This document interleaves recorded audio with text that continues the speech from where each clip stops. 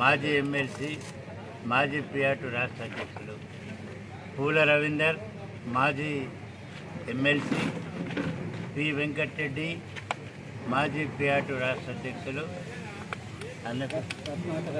Ratnakar Reddy, PRT మాజీ రాష్ట్ర associate అధ్యక్షులు. మిత్రులారా,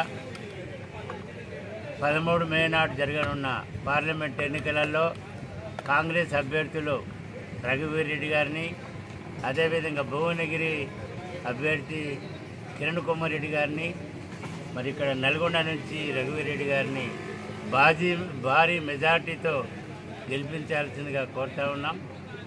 కాంగ్రెస్ ప్రభుత్వంలోనే ఉపాధ్యాయుల, ఉద్యోగస్తుల పెన్షన్స్ సమస్యలు పరిష్కారం అయితే అని చెప్పి నమ్ముతా ఉన్నాం. అందుకోసం వాళ్ళ అభ్యర్థులను గెలిపిస్తే రేవంత్ రెడ్డి గారు ఉత్సాహంగా పనిచేయడానికి అవకాశం ఉంటుంది. రేవంత్ రెడ్డి గారు మరి 100 రోజుల్లో ఏ విధంగా పరిపాలన ఉంటుందో చూపెట్టాడు. చాలా బ్రహ్మాండమైనటువంటి పరిపాలన గావించారు. చెప్పినవన్నీ కూడా ఇస్తూ ఉన్నారు.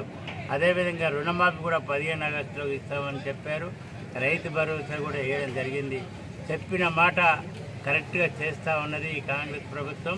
కాబట్టి మేము కాంగ్రెస్కు ఓటేసి గెలిపించాలని చెప్పి మాజీ ఎమ్మెల్సీలు మేమందరం కూడా రాష్ట్రం అంతటా తిరిగి కాంగ్రెస్కు ప్రచారం చేస్తూ ఉన్నాం.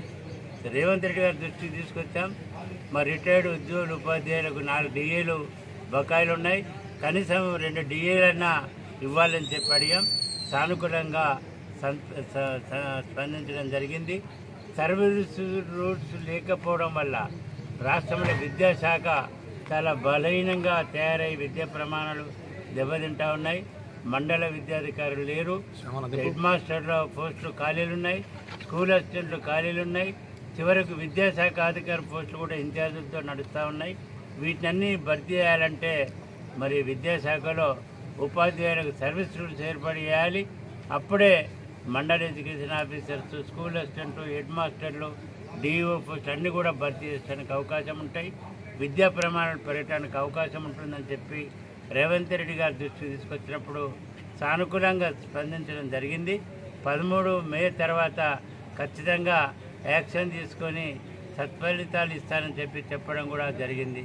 అదేవిధంగా ఈ ఎలక్షన్స్ ఉన్నాయని చెప్పి మొదటి తేదీనే ఉద్యోగులు, ఉపాధ్యాయులకు పెన్షన్స్కు జీతాలు ఇవ్వడం కాదు, ప్రతి నెల 1 నుంచి 5 లోపల, అది కాకుండా 1st తారీఖుకే జీతాలు ఇస్తామని చెప్పి కూడా హామీ ఇవ్వడం జరిగిందనే విషయాన్ని మీ దృష్టికి తీసుకొస్తా ఉన్నా.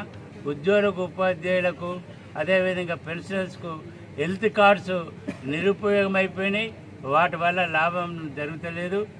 జీతాలకెళ్ళి, మా పెన్షన్లకెళ్ళి 1% ప్రతి నెల మినాయించుకొని మరి హెల్త్ కార్డు ద్వారా కార్పొరేట్ హాస్పిటల్లో సైతం మరి చికిత్స చేసుకోవటానికి అవకాశం కల్పించాల్సిందిగా రేవంత్ రెడ్డి గారిని మేము కోరాము.